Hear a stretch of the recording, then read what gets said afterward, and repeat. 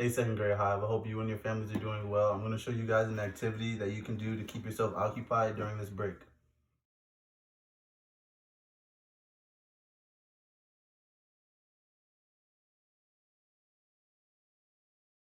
Alright guys, for the activity you would need a cardboard box that you were able to take apart, a pair of scissors, box cutter, markers or crayons, and something circular that you can trace that's small, no bigger than a nickel.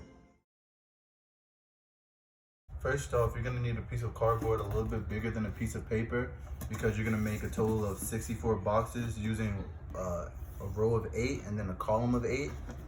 And then next, you can grab a ruler, or in my case, I'm just using a scrap piece of cardboard to draw out straight lines. I began by just drawing from end to end, one straight line, and then you have to draw out 7 lines going one direction, and then 7 lines going the opposite direction to make a total of 8 rows, 8 columns.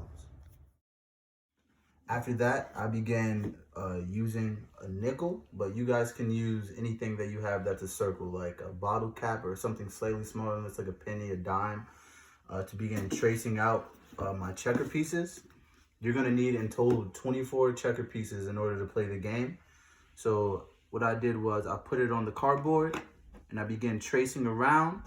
And then you're probably going to need to ask your parents for a little bit of help on this part, because right after you trace it, you're going to need to maybe take a pair of scissors, or if you guys have a box cutter, to try to get it out of the cardboard box.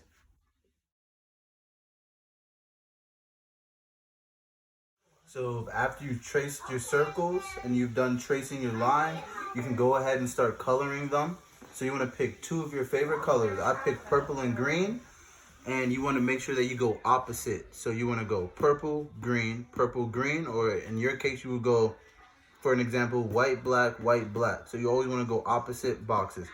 After you've done that, you want to go ahead and do the same thing for your checker pieces. You want to pick your 2 favorite colors and you want to make them 2 opposite colors. So I did green and purple.